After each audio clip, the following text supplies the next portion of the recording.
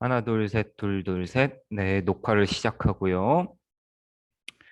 자, 우선 수업에 앞서서 중요한 게 하나 있어요. 중요한 게 뭐냐면, 이게 유튜브에 올라가는데, 저 구독, 좋아요, 그다음 알람 설정, 댓글까지.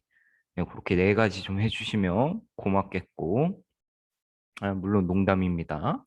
예, 그런 건 아니고, 자, 그래서 요번 시간에는 이제 그 다음 파트예요. 조공책봉 체제 우리 받고 이제 그 다음 파트가 북방민족의 성장과 국제관계의 다원화예요. 국제관계의 다원화. 자, 그래서 우리가 이 단원에서 배우는 건 이제 북방민족, 이제 당나라 북쪽에 있던 애들, 걔네들이 커서 중국의 판도를 바꾸기 시작하는 거예요. 그래서 이 파트에서 배우는 거는 이제 송나라, 요나라, 금나라, 그 다음에 몽골 제국과 원나라, 명나라 이런 식으로 쭉 배우게 될 거예요.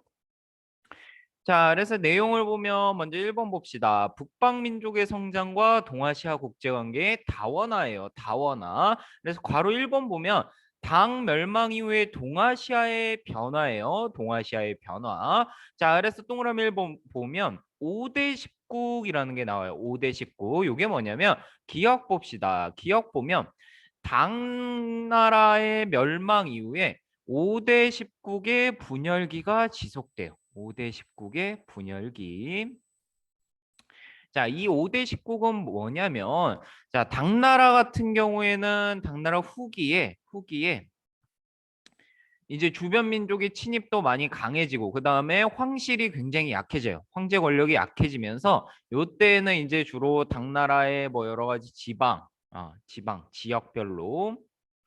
지방별로 엄청난 권한을 가진 절도사라는 직책을 임명하게 돼요.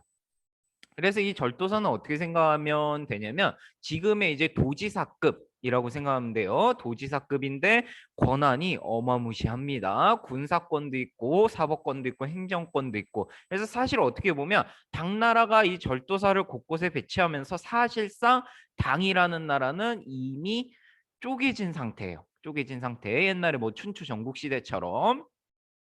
근데 당나라가 점점점 약해지고 결국에 이 절도사들이 스스로 지역의 국가들을 건설하기 시작해요. 뭐 후주라든지 뭐 요런 국가들. 그런 국가들이 성립하면서 결국에 당나라가 망하고 5대 10국 시대, 중국이 다시 갈갈이 찢기는 그런 5대 10국 시대가 찾아오게 돼요.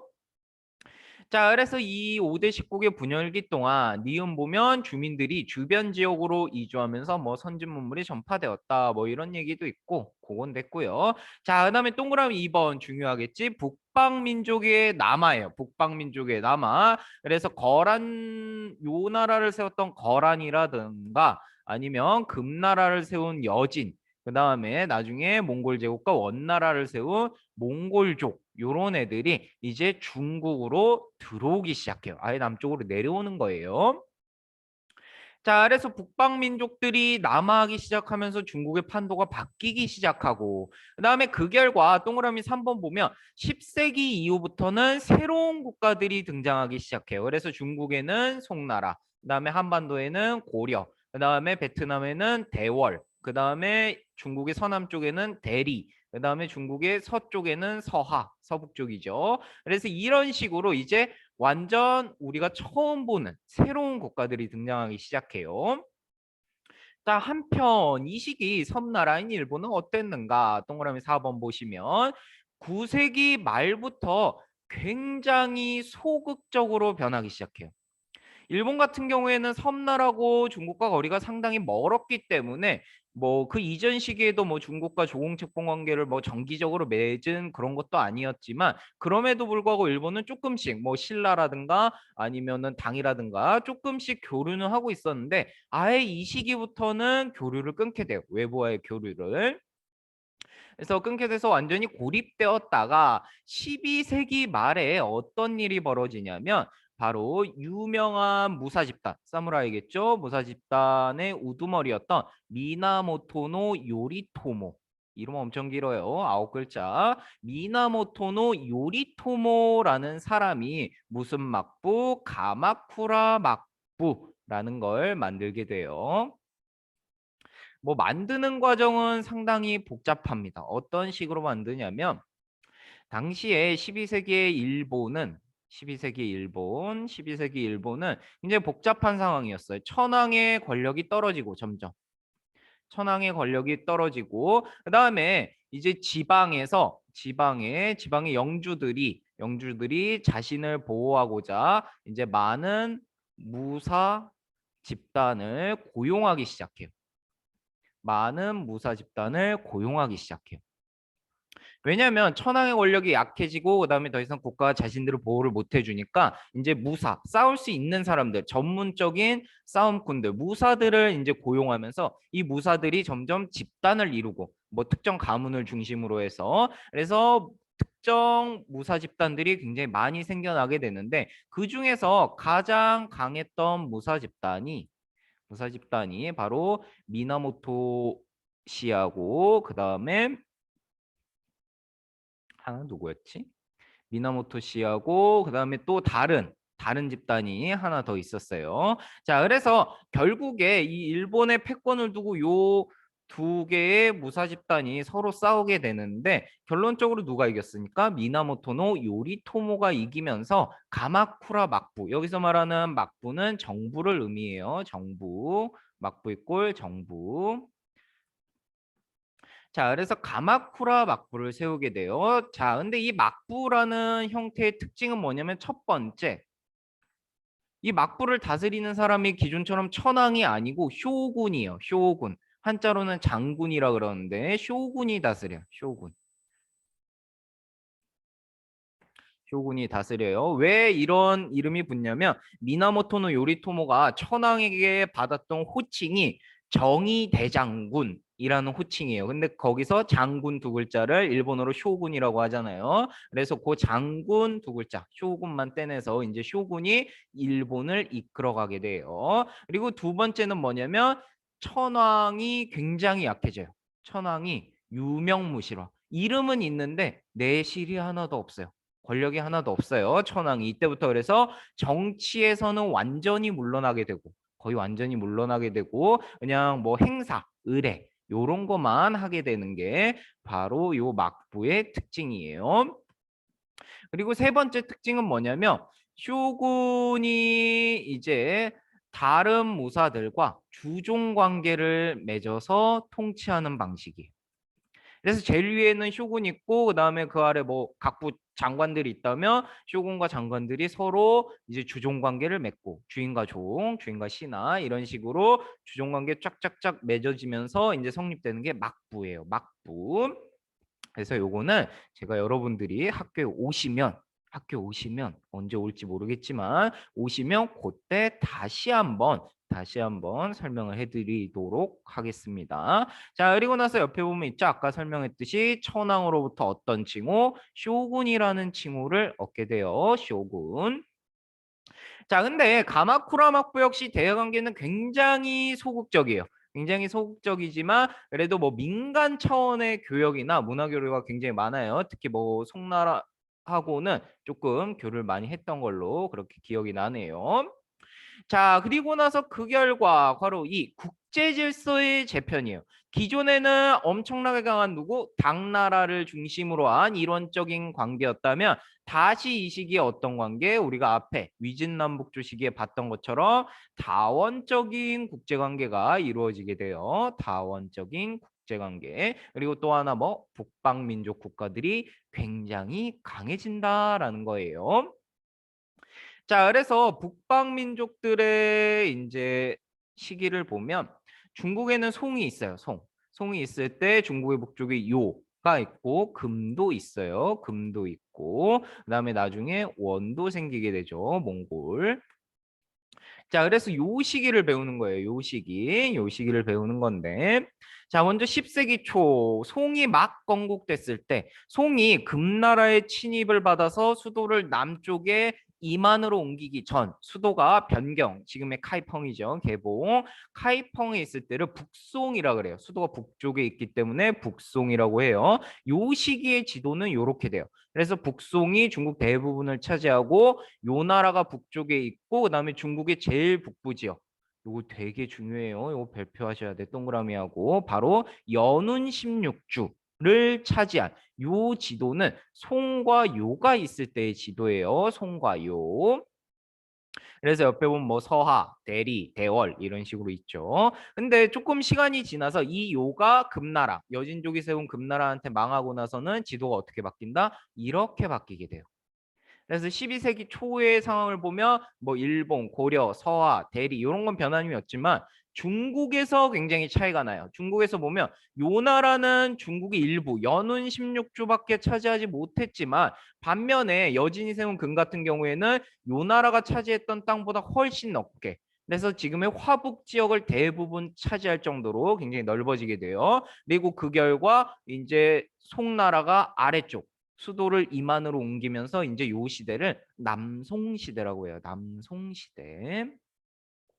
그래서 금나라가 어떻게 빼앗았는가에 대해서는 아래 표에서 보면 됩니다. 자, 그래서 표를 보면 건국민 발전인데 요 표를 외우셔야 돼요. 요 표가 제일 중요합니다.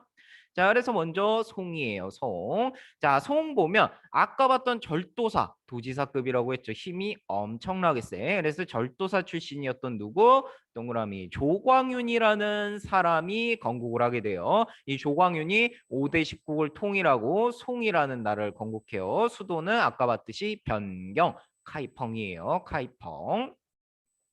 자, 그래서 이 송태조 조광유는 자신이 황제가 되자마자 했던 일이 있는데 요거 당연히 외워야겠죠. 첫 번째, 황제 독재 체제를 확립해요. 황제 독재 체제. 이거 무슨 말이냐면 황제권을 이전 시기보다 엄청나게 강하게 만들었다는 거예요. 그래서 당나라 때 같은 경우에 뭐 예를 들면은 뭐 황제가 어떤 명령을 내렸을 때 뭐 신하들이 거부할 수 있는 권리가 있었다면 이제는 없다는 거예요.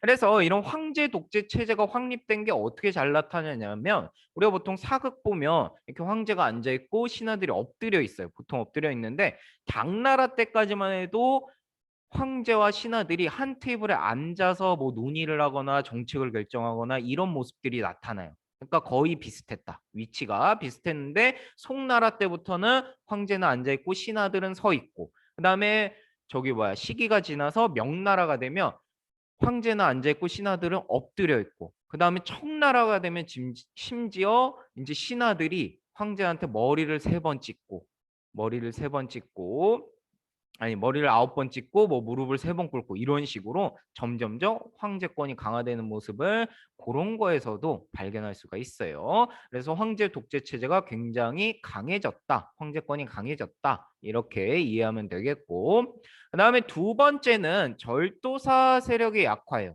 절도사 세력의 약화. 자, 절도사 세력이 왜 약해지냐면 아까 말했듯이 당나라가 결국 망한 거는 절도사들한테 너무 많은 권한을 줬기 때문이에요. 너무나 강력한 권한을 줬기 때문에 당나라가 결국에 그 절도사들한테 잡아먹힌 꼴이 되었는데 조광윤 역시 절도사 출신이었고 그다음에 그런 식으로 황제가 되고 국가를 세웠기 때문에 당연히 자기 입장에선 절도사를 약화시킬 수밖에 없어요. 왜냐면 얘네를 그대로 두면 언젠가 자신을 공격할 수 있기 때문에 그래서 절도사 세력을 굉장히 약화시켜요. 거의 군사권조차도 굉장히 약하게 줄 정도로 그다음에 세 번째는 바로 이 송나라의 가장 큰 특징인데 문치주의예요. 문치주의. 여기서 말하는 문은 문자 할 때 문자예요. 그럴 문자인데 즉 뭐냐면 군사력으로서 군대로서 다스리는 게 아니라 무치가 아니고 군사력으로 다스리는 게 아니고 문치 문관들을 통해서 다스리겠다. 즉 뭐다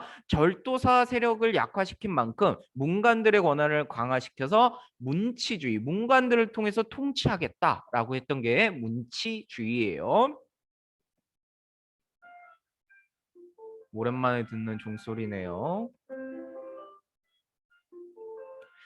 자, 그래서 문관들을 강화시키고 군대를 약화시킨 결과 당연히 송나라의 군사력이 어떻게 됐을까요? 당연히 약해지겠죠. 그래서 군사력이 약해졌기 때문에 요 나라가 이런 식으로 연운 16주를 가질 수 있었고 그다음에 금나라가 이렇게 쉽게 중국의 화북 지역을 차지할 수 있었고 그다음에 뭐 서하나 대리 이런 애들한테 계속 핍박을 받았던 이유가 이 문치주의 때문이에요. 군사력이 약해졌기 때문에.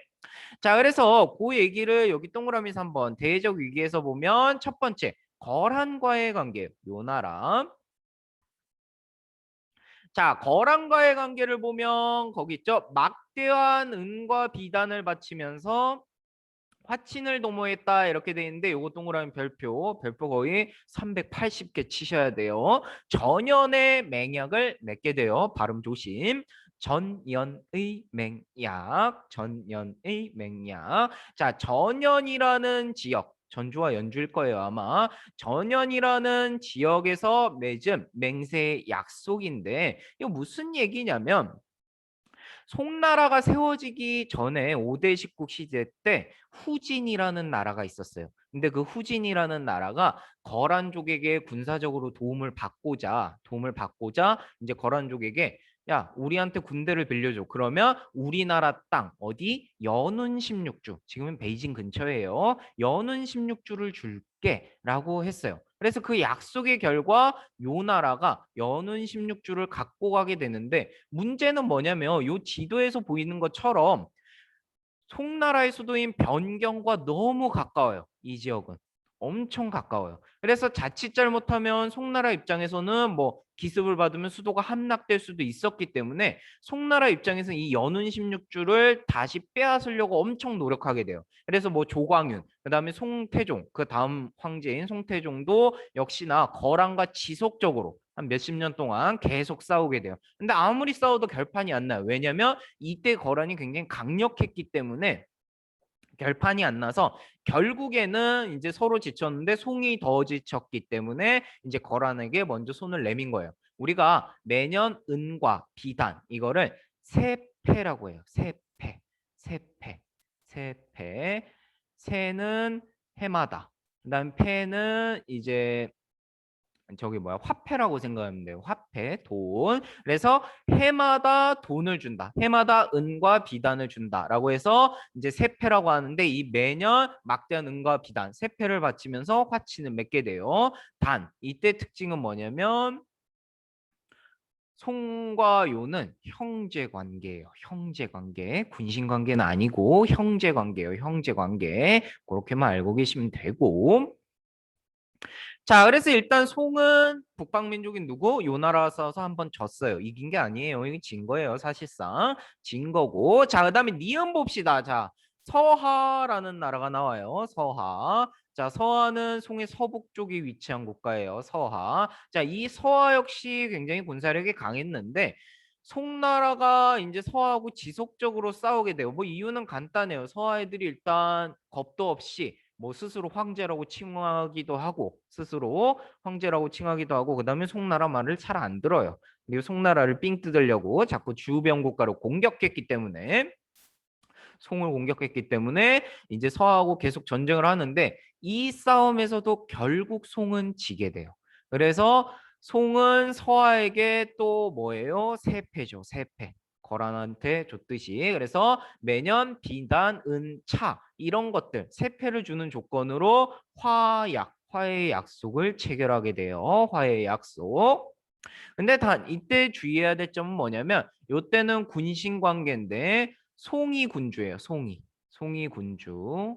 송이 군주인 군신 관계를 맺게 돼요. 그러니까 사실 명분만 있는 거야. 우리가 더 위다. 그렇지만 현실적으로 너네가 세니까 우리가 매년 선물을 줄게. 약간 이런 식으로 자존심만 챙긴 거예요. 자존심이 없는 거죠.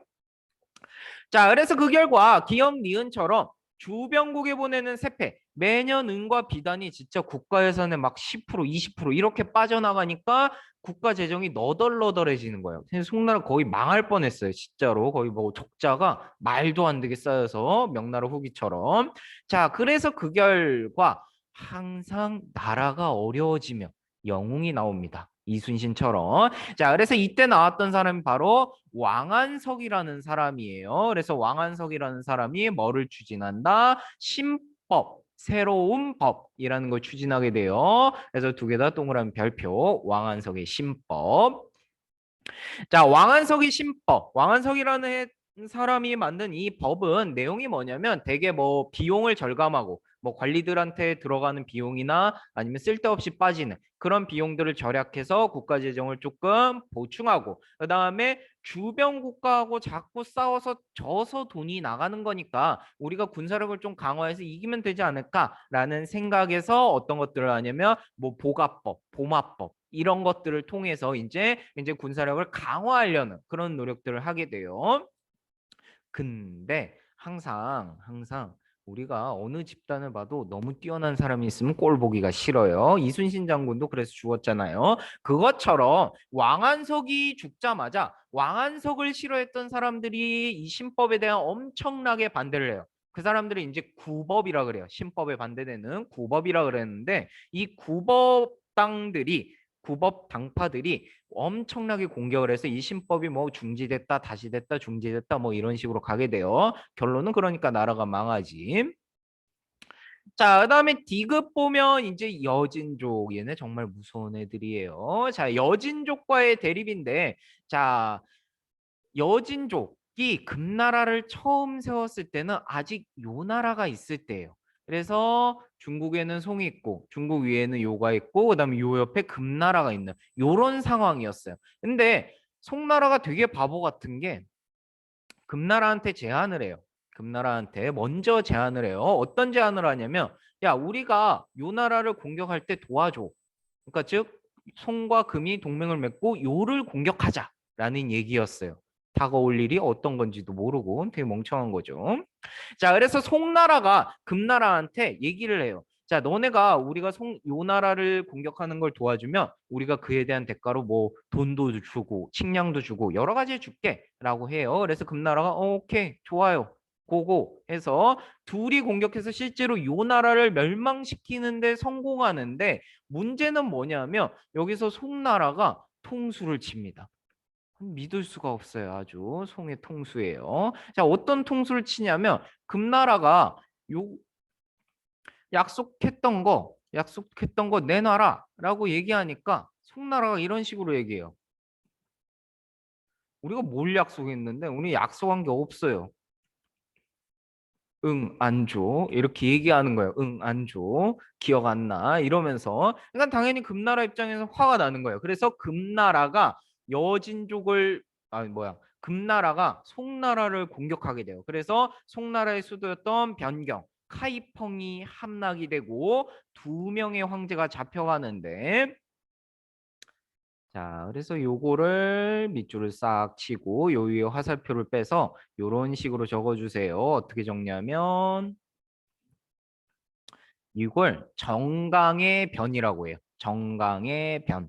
그래서 정강은 연호인데 정강의 변이라고 하는데 요 내용은 뭐냐면 금나라가 송의 수도인 카이펑을 함락시키고 그다음에 송나라의 황제였던 휘종과 흠종 그리고 기타 등등 여러 사람들을 포로로 잡아가게 된 사건이 정강의 변이에요. 엄청난 사건이요. 황제가 잡혔기 때문에 그것도 두 명이나. 자, 그래서 살아있던 송나라의 황족이 이제 아랫 지역으로 내려가요. 어디로? 이만이라는 곳.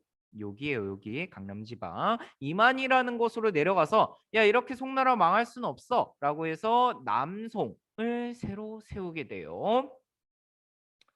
그럼 잡혀간 이 사람들은 어떻게 됐을까요? 잡혀간 이 사람들 휘종, 흠종 얘네 다 송나라에서 반기지 않아요.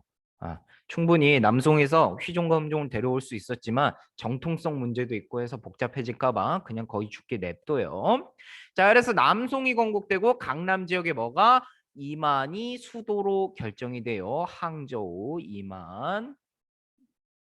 자, 그러면서 이제 송나라가 이 강남 지역에 살아야 됐기 때문에 강남 개발이 엄청나게 본격화되고 이 송대를 거치면서 이제 중국의 중심지가 더 이상 화북 지역이 아니라 경제만큼은 강남 지역이 엄청난 우위를 가져가게 됩니다.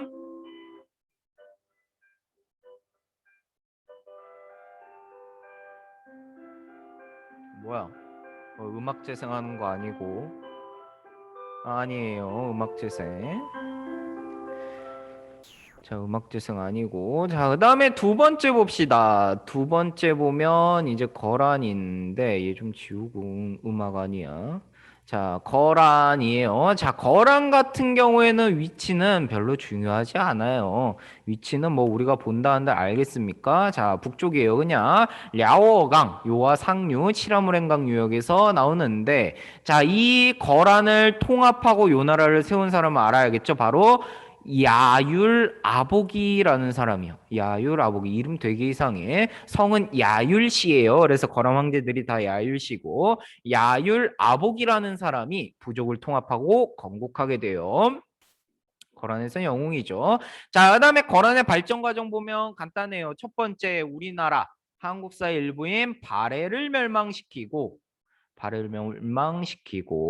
그래서 저기 뭐야 태조 왕건이 발해 엄청 싫어했어요. 발해 엄청 싫어해요. 자, 그다음에 두 번째는 어디를 침공한다? 고려를 세 차례나 공격하게 돼요. 왜? 그래서 우리가 한국사 시간에 배웠던 뭐 강감찬, 양규 이런 사람들, 그다음에 현종이 뭐 나주까지 피난 가고 이런 일들 서희도 있죠. 서희. 자, 그래서 고려를 세 차례 침공했지만 굴복시키지 못했고 그다음에 사실 동아시아사에서 우리가 기억해야 될 건 요거예요. 바로 만리장성 이남에 어디 연운 16주를 갖고 있었다. 요걸 꼭 기억하셔야 돼요. 이 연운 16주 때문에 북송하고 계속 싸웠고 그 결과 송과 뭐를 맺었다? 전연의 맹약을 맺었다라고 얘기했었죠. 자, 그래서 이걸 기억하시면 되고 별로 중요한 건 없어요. 자, 그다음에 서화 봅시다. 서화 보면 감숙성이 어디예요? 섬서성 어딘지도 모르겠어요. 중국의 서북 쪽이고. 자, 건국자 이름 정도는 알면 좋겠죠. 바로 누구? 이원호라는 사람이요.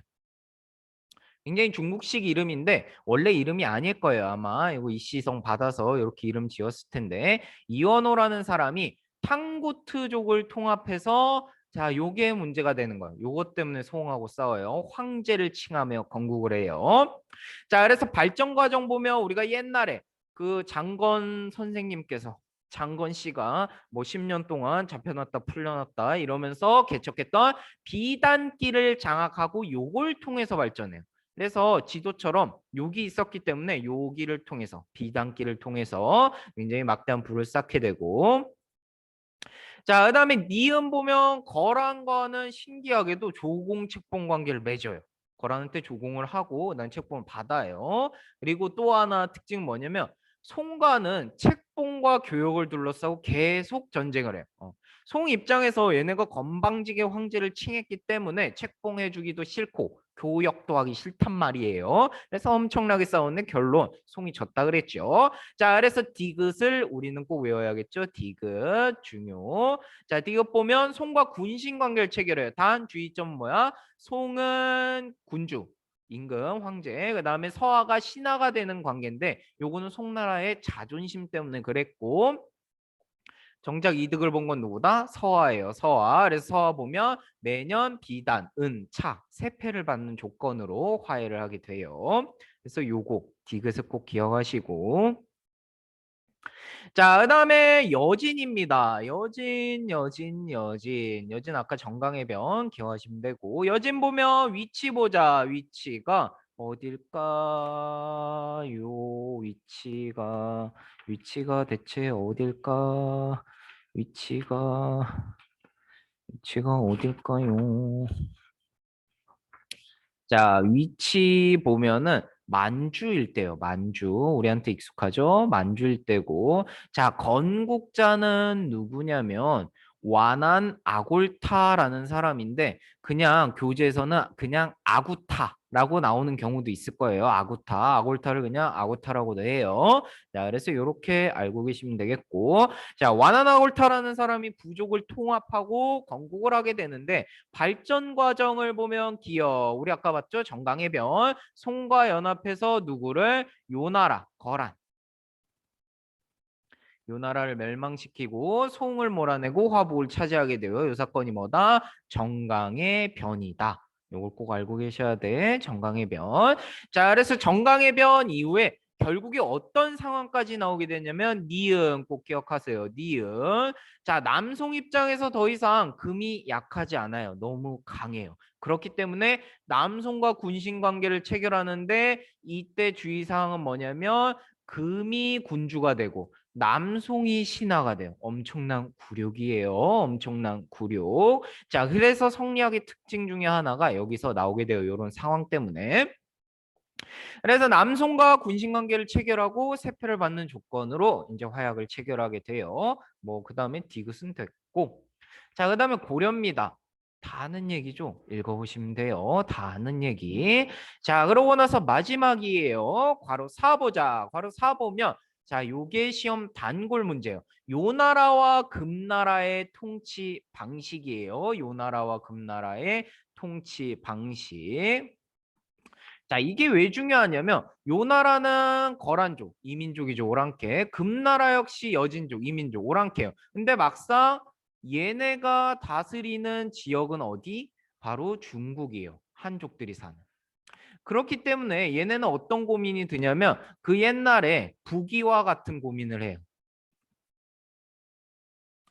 북조 애들이 어떻게 중국을 다스릴까 이런 고민을 하는데 북조 애들 같은 경우에는 이제 융합 정책, 호환 융합, 한화 정책 이런 걸 추진해서 자신들이 중국에 동화되어 갔지만 얘네 같은 경우에는 그걸 포기해요. 우리의 정체성, 아이덴티티 영어 잘하고 자 우리의 정체성을 지켜야 한다라는 생각을 통해서 그래서 아예 어떤 식으로 하냐면 우리 민족, 뭐 거란이나 여진이겠죠. 우리 민족과 그다음에 중국의 한족을 다른 방식으로 통치를 하게 하죠. 다른 방식으로 통치를 하게 되는데 이걸 뭐라고 하냐면 프린트에 있는 것처럼 이원적 통치 방식이라고 얘기해요. 이원적 통치 방식. 자, 그래서 이 거란과 여진, 요나라와 금나라는 자신들의 정체성을 지키고자 이제 사람들이 한족 문화에 동화되는 거, 흡수되는 걸 방지하려고 노력해요. 그래서 어떤 일을 하냐면 첫 번째, 고유 풍습을 유지하고 북조와 완전 달라요. 북조는 오히려 자신들의 풍습을 버려가면서 중국에 동화됐지만 얘네는 아니다. 우리는 고유 풍습을 유지하고 그다음에 뭐까지? 고유 문자를 만들어요. 물론 한자를 조금씩 바꿔서 만들긴 하지만 고유 문자를 만들어요. 그래서 고유 문자를 사용, 요거 밑줄 치시고. 자, 그다음에 제일 중요한 우리가 외워야 할 이원적 통치 방식이에요. 자, 먼저 요 나라 같은 경우에는 북면관, 남면관 제도라는 걸 사용하게 돼요. 북면관, 남면관 제도, 동그라미 별표. 자, 북면관, 남면관 제도 뭐냐면 자, 중국에서 아니다. 요 나라가 이렇게 있으면 요 나라가 이렇게 있으면 자 북쪽을 다스리는 최고 책임자가 북명관 북쪽 다스리는 재상 이렇게 생각하면 되겠죠. 그리고 남쪽은 남명관 남쪽을 다스리는 재상 이런 식으로 임명하는 거예요. 그래서 이 북명관은 어떤 사람들을 대상으로 하냐면 바로 거란족 거란족을 다스려요. 거란족. 그래서 기존에 그냥 부족제를 통해서 다스리고 반면에 남명관 같은 경우에는 이제 한족을 다스리는 거예요. 연운 16주에 있는 한족들을 다스리고 얘네를 다스릴 때는 9년제를 통해서 다스리는 거예요. 그래서 아예 거란족과 한족을 분리해서 다스리는 게 북명관, 남명관 제도예요. 당연히 북명관과 남명관 힘이 누가 더 셀까요? 북명관이 더 세요. 거란족 다스리니까. 자, 그 다음에 우리가 볼 거는 이제 금나라인데 금나라 같은 경우에는 맹한모극제와 주현제예요. 맹한모극제와 주현제. 자, 금나라 같은 경우에는 맹한모극제와 주현제인데 자, 이것도 적용 방식은 같아요. 적용 방식은 같은데 어떻게 적용하는 거냐면 자, 금나라는 이미 화북 지역을 차지했어요. 정강해변 이후에 차지했기 때문에 이제 금나라 여진족들을 대상으로 적용하는 게 바로 맹한 모극제예요. 그래서 기존에 사용하던 게 맹한과 모극이에요. 그래서 여진족 애들이 이제 항상 싸움을 많이 하고 하니까 뭐 100명을 1맹한, 1000명을 1모극 이런 식으로 해서 부족들을 편제해서 쓰던 방법이 맹한모극제인데 그래서 여진족을 대상으로는 이 기존의 맹한모극제를 적용하고 반면에 이제 새롭게 영토가 된 화북 지역에 살던 기존 한족들을 대상으로 해서는 이제 주현제를 하게 돼요. 주현제. 이거 잘못 썼네요. 여기도 주현제예요. 군현제나 주현제는 비슷하지만 자 그래서 주현제를 한족을 대상으로 주현제로 다스리게 돼요. 그래서 결론은 뭐냐면 요나 금이나 자신의 민족, 거란족이나 여진족하고 한족을 별도로 분리해서 다스리는 거야. 아예 통치 방식 자체가 다르게. 그래서 요거를 꼭 외우고 계셔야 돼요. 요거를. 자, 그래서 좀 긴데 겨우 한 페이지 두 쪽 나갔어요. 좀 긴데. 자, 그래서 여기 배운 거 중요한 게 굉장히 많기 때문에 요 표하고 그다음에 요 아래 통치 방식 요런 거는 꼭 외웠으면 좋겠습니다. 자, 그래서 여기까지 해서 이번 영상은 마무리하겠습니다. 녹화를 종료합니다.